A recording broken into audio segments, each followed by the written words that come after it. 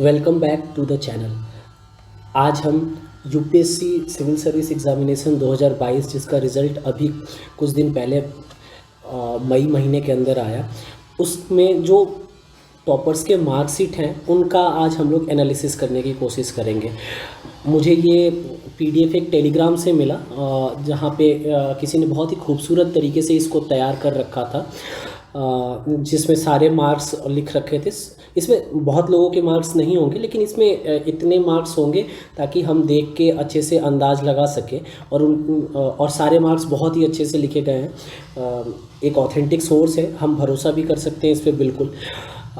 तो हम आज हमारा जो पहला एजेंडा रहेगा कि हम शायद आज क्या पढ़ने वाले हैं, तो हम उस पर जैसे कि हमने बना के रखा है कि जब हम मार्क्स देखेंगे तो एक्चुअली उसमें हम देखेंगे क्या। हम देखेंगे कि जो हम जीएस है, जो 250-250 के 4 पेपर होते हैं, तो उनमें टोटल मार्क्स कितने आ रहे हैं किसी टॉपर के, जो यूपीएससी क्वालिफाई किए हैं। एससी में कितने मार्क्स आ रहे हैं, ऑप्शनल में क्या आ रहे हैं, फिर इंटरव्यू जिसको ऑफिशियली पर्सनालिटी टेस्ट कहते हैं उसमें क्या मार्क्स हैं और टोटल मार्क्स क्या हो रहे हैं। ठीक है, और इस आधार पे हम अपना 2024 के लिए हमारा एक अप्रोच क्या हो सकता है। ऑब्वियसली सबका अप्रोच अलग अलग ही होगा, लेकिन एक हम एक किस तरीके से हमें प्रोसीड करनी चाहिए, एक दिशा कैसे किस प्रकार से हो सकती है, उसके बारे में एक ओवरव्यू लेने की कोशिश करेंगे। तो हम अभी मार्क्स एनालिसिस करके देखते हैं। जैसे कि ये रैंक नहीं है, याद रखिएगा, रैंक ये है। ठीक है, तो जैसे कि आप देख रहे हैं रैंक 1, इनकी सबसे अच्छी चीज़ क्या है। आप किसी को भी किसी भी चीज़ को उठा के देखिए, इन्होंने जो सबसे अच्छा स्कोर किया है, इन्होंने ऑप्शनल में अपने पीएसआईआर में 313, और पीएसआईआर इनका ऑप्शनल है, और पीएसआईआर में 313 अभी जो पिछले 1-2 साल से ट्रेंड चल रहा है, ये बहुत ही बड़ी बात है, इतना अच्छा स्कोर कर पाना। आप देख सकते हैं कि जो गरिमा मैम है, इनसे इनका मार्क्स जीएस में कम है, लेकिन ऑप्शनल की वजह से इन्होंने एक अच्छा खासा गैप बना के रखा है, काफ़ी अच्छा खासा गैप बनाया है। तो एक चीज़ देखने लायक है कि हम जब भी मार्क्स देख रहे हैं तो जीएस में यूजुअली हमको ऊपर के जो रैंक्स हैं उसमें 400 प्लस मार्क्स दिख रहे हैं। ठीक है, 450 प्लस मार्क्स भी दिख रहे हैं, जो कि बहुत ही एक्स्ट्राऑर्डिनरी होता है, काफ़ी अच्छा होता है, लेकिन हमको 400 प्लस मार्क्स दिख रहे हैं। और इससे और जीएस 4 पे यदि हम अलग से नज़र बनाएं तो हम देख सकते हैं कि इसमें मतलब 130-120 प्लस लाना उतना डिफ़िकल्ट नहीं है, कंपैरेटिवली बात कर रहा हूँ मैं जीएस के। ठीक है, डिफ़िकल्ट है या नहीं है ये तो डिबेटेबल है, लेकिन जीएस के कंपैरेटिवली मैं बात कर रहा हूँ। तो आप देख सकते हैं कि इससे में मार्क्स लाए जा सकते हैं थोड़ी सी मेहनत के बाद। ठीक है, और फिलोसफिकल मतलब जो आमतौर पे दिक्कत होती है कि फ़िलोसफिकल एस्से लिखने में दिक्कत होती है, आप उसके लिए मेरे चैनल पे प्लेलिस्ट में, एस्से की प्लेलिस्ट में जाके देख सकते हैं। शायद आपको यदि दिक्कत होती होगी तो आप बहुत सहज महसूस करना शुरू कर देंगे उन लेक्चर्स को देखने के बाद। फिर यदि हम आगे आते हैं, फिर इन चीज़ों में देखते हैं, मार्क्स देखते हैं, तो देखिए जीएस के मार्क्स, जीएस के टोटल मार्क्स देखिए। जीएस में क्यों बार बार बोल रहा हूँ, क्योंकि हम हर समय यही जीएस यूपीएससी की तैयारी मतलब जीएस ही समझते हैं। ठीक है, हम उसके बदले में ऑप्शनल इथिक्स भी जीएस 4 का ही पेपर है, लेकिन ऑप्शनल एस्से और इथिक्स में थोड़ी कम मेहनत करते हैं। पूरा जीवन हिस्ट्री, ज्योग्राफी, पॉलिटी, इकोनॉमिक्स में ही निकल जाता है। ठीक है, अब देखो, जब भी आपका जीएस में थोड़ा कम मार्क्स रह रहा है ना, आपको कैसे ऑप्शनल बचाना है। मतलब ऑप्शनल पे स्कोर किए जा सकते हैं, ऐसा नहीं है स्कोर नहीं किए जा सकते। इस ट्रेंड के हिसाब से आजकल जो चल रहा है 250 प्लस मार्क्स काफ़ी अच्छे माने जा रहे हैं, तो किए जा सकते हैं। ठीक है, लेकिन अब आते हैं कुछ और लोगों के मार्क्स देखते हैं। जैसे कि एक बार इंटरव्यू में भी हम देख लेते हैं कि इंटरव्यू में कितनी अनप्रिडिक्टेबिलिटी होती है। ठीक है, मतलब आप जैसे यहाँ देखिए, इन्हें 456 आया है जीएस में, ये बहुत ही अच्छा मार्क्स है, लेकिन इंटरव्यू में 154 है। ठीक है, तो मतलब हम ऐसा तो बिल्कुल नहीं कह सकते ना कि इनके पास जानकारी की कमी थी, जानकारी बहुत थी, तभी ये यहाँ तक आए हैं और इतना शानदार रैंक प्राप्त किया है, ठीक है। लेकिन हम ये ज़रूर देख सकते हैं कि इन्होंने कहीं ना कहीं इंटरव्यू मतलब थोड़ा अनप्रिडिक्टेबल होता है, वहाँ क्या क्वेश्चन पूछेंगे और हमारे आंसर को किस तरीके से वो वहाँ लिया जाएगा बोर्ड के द्वारा, ये पहले से गेस कर पाना ऑलमोस्ट इम्पॉसिबल है, ठीक है। तो हम ये चीज़ यहाँ देख सकते हैं कि हम इतना अच्छा स्कोर कर लें जीएस में, एसए में या फिर ऑप्शनल में, ताकि हमें इंटरव्यू में यदि कुछ कम भी हो तो हमारा चलेगा। तो हमेशा हमारा टारगेट ये होना चाहिए कि हम कुछ कम भी स्कोर यदि करते हैं किसी भी पेपर में, तो माफ़ कीजिएगा, हमेशा हमारा टारगेट ये होना चाहिए कि हम मेंस में ही, जीएस में, ऑप्शनल में, एसए में इतना अच्छा स्कोर कर ले कि इंटरव्यू जो कि अनप्रिडिक्टेबल कहा जा सकता है, वो कितना भी अनप्रिडिक्टेबल हो तो भी हमारे मार्क्स काफ़ी अच्छे बने। उसके बाद यदि हम आगे की तरफ देखेंगे, ये जो ऐसे डार्क करके थोड़ा ज़्यादा ब्राइट करके दिखाया गया है ना, ये है इसमें एक बहुत ही अच्छा मार्क्स, ऑलमोस्ट हाईएस्ट के करीब, ठीक है, अब तक जो डेटा हमारे सामने आई है, ठीक है। और ये जो थोड़ा कम ब्राइट करके दिखाया गया है, ये दिखा रहा है कि ये एक काफ़ी अच्छा मार्क्स है, ठीक है। अब जैसे ये 325 अब तक के प्राप्त डेटा में ये सबसे अच्छा मार्क्स है ऑप्शनल में, जो कि एंथ्रोपोलॉजी से आया है। ऐसा ना सोचिए कि एंथ्रोपोलॉजी से आया है बाकियों से नहीं आ सकता, या बाकियों से आया है तो मतलब एक्स से आया है तो वाई से नहीं आ सकता, या वाई से आ सकता है तो एक्स से नहीं आ सकता। एक्स वाई जेड सबसे आ सकता है, उस पर कभी और बात करेंगे। तो हम देख सकते हैं कि ऑप्शनल में भी 300 क्रॉस हुए हैं, बहुत जगहों पे 300 क्रॉस हुए हैं, ठीक है। अब देखो यहाँ मैथमेटिक्स से 312 है और एंथ्रोपोलॉजी से 325 है। किया जा सकता है, सब्जेक्ट स्कोरिंग है, क्या है, इन चीज़ों पे नहीं जाना, इंटरेस्ट और जो हमारी जो रिसोर्सेज कैसे अवेलेबल हैं और हमारा इंटरेस्ट क्या है, ये चीज़ें मैटर कर रही हैं। इस तरीके से हम देखते हैं। अब हम इंटरव्यू में देखते हैं कि यदि आपने रिटेन में बहुत ही अच्छा मार्क्स लाया, ठीक है, जैसे हम यहाँ देख सकते हैं रिटेन में 818 और 791, ये काफ़ी डिफरेंस है।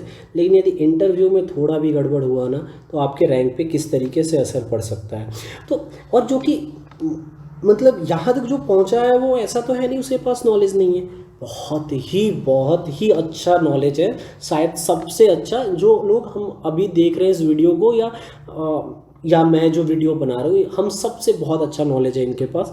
लेकिन फिर भी इंटरव्यू अनप्रिडिक्टेबल होता है, हमारा ध्यान हमेशा होना चाहिए मेंस में ज़्यादा स्कोर करने का।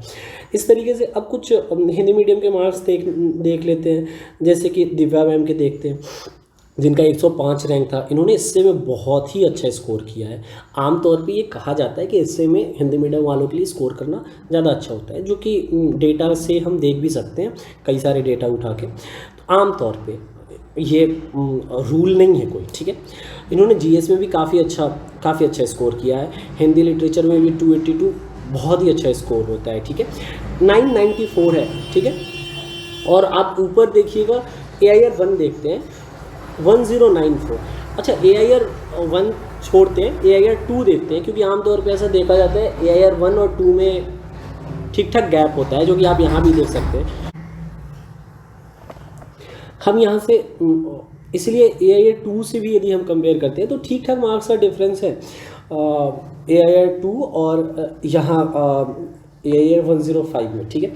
तो हमें पता है ये इतने मार्क्स का डिफरेंस कितना ज़्यादा डिफरेंस होता है, ठीक है।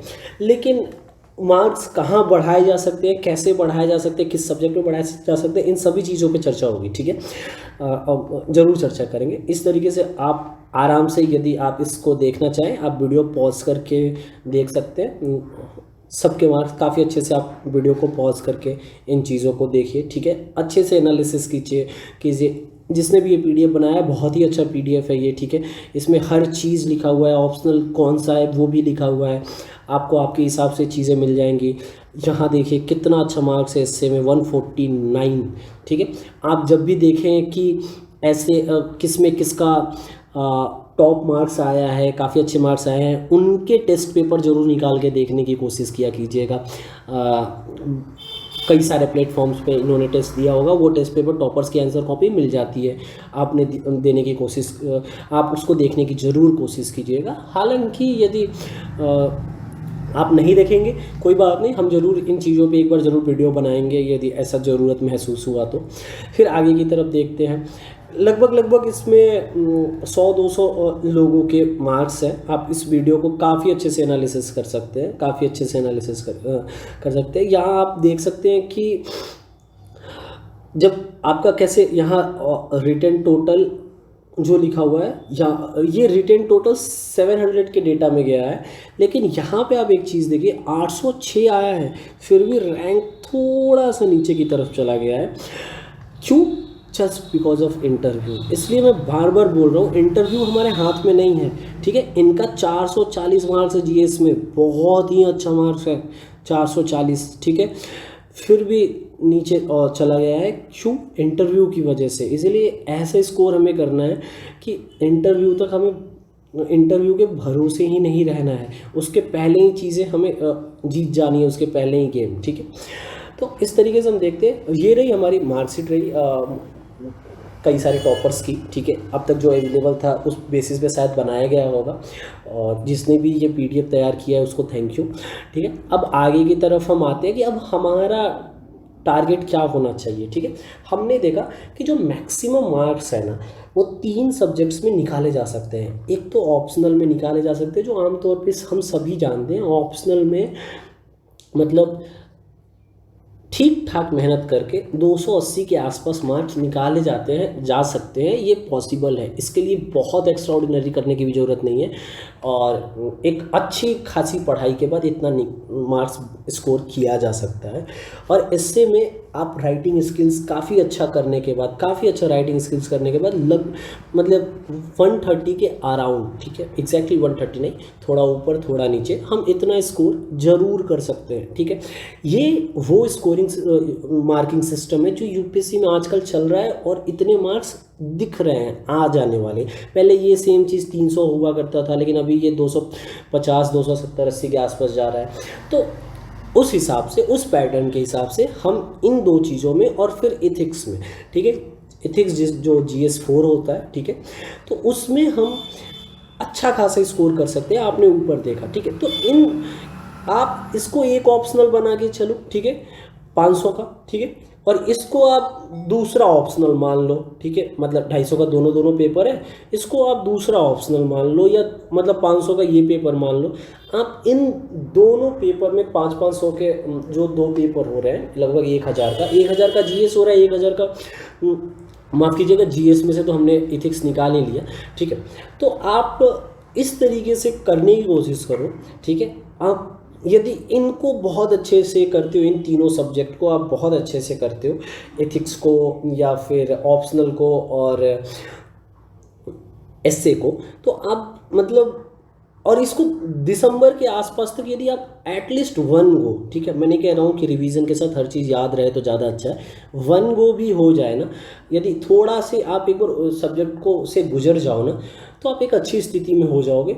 और उतना करके रखेंगे ना, तो इसमें इतने मार्क्स स्कोर कर पाना बहुत ज़्यादा डिफ़िकल्ट नहीं है, किया जा सकता है, ठीक है। अब आगे की तरफ चलते हैं और सोचते हैं कि मतलब क्या करना है। वही बात है कि मैक्सिमम स्कोर कर देना है हमें मेंस में। क्यों? इंटरव्यू अनप्रिडिक्टेबल है, वहाँ क्या क्वेश्चन पूछे जाएंगे, मेरा आंसर क्या होगा, और हमारे आंसर्स को सामने वाला श्रोता या बोर्ड मेंबर किस तरीके से इंटरप्रेट करेगा, वो हमें बिल्कुल भी नहीं पता, और शायद ही ये कोई प्रिडिक्ट कर सकता है। इसलिए ये हमें इंटरव्यू के भरोसे नहीं रहना है, मेंस में इतना अच्छा स्कोर कर जाना है कि हमारा काम बहुत हद तक बन जाए, ठीक है। और सारे एफर्ट्स को हमें अपने जीएस में ही नहीं लगाना है, ठीक है। मैक्सिमम मार्क्स वाले सब्जेक्ट 3 सब्जेक्ट्स देखें ना, तो सारे एफर्ट्स हमें सिर्फ जीएस, मतलब जब मैं जीएस बोल रहा हूँ, आप पॉलिटी, इकोनॉमी, ज्योग्राफी, जो कोर सब्जेक्ट्स होते हैं ह्यूमैनिटीज़ के, उधर नहीं लगाना है, ठीक है। मतलब उधर ज़रूर आप मेहनत करें, लेकिन इन सब्जेक्ट्स को भी अच्छे से वैल्यू दें और इज्जत दें। फिर मुझे अंदाज है कि यदि आप इन पे कुछ टेस्ट पेपर लिखते हैं और प्रैक्टिस करते हैं, ये सब कैसे करना है, ज़रूर कभी मैं वीडियो बनाऊंगा इन चीज़ों पे भी यदि आप चाहेंगे तो यदि ऐसे आप करते हैं ज़रूर बहुत ही अच्छा स्कोर होगा मेंस में। याद रखना प्रीलिम्स फोबिया से बाहर रहना ज़्यादा ज़रूरी है, क्योंकि एट द एंड सब कुछ मेंस ही डिसाइड करेगा। ठीक है, आप प्रीलिम्स निकाल के बस ये चीज़ दिखा सकते हो दुनिया में कि हाँ हमने यूपीएससी की प्रीलिम्स निकाली है। ठीक है, एक उद्देश्य आपका जरूर पूरा हो सकता है दिखाने का, लेकिन जब मार्क्स डिसाइड होगा, जब मार्कशीट बन रही होगी, जब रैंक डिसाइड होगा, वहाँ सब कुछ मेंस ही होगा। ठीक है, तो दिसंबर तक आप मेंस की चीज़ें इतने अच्छे से कर लीजिए, और स्पेशली वो चीज़ें जिसमें ज़्यादा अच्छे से स्कोर की जा सकती है, ताकि वो जो 3 महीने का गैप मिले ना, उसमें बस उसको रिवीजन करना हो और वन गो हो चुका हो। ठीक है, तो आशा है आपको ये वीडियो पसंद आई होगी। Thank you so much. आप अच्छे से पढ़ाई कीजिए, keep study, do well. Thank you.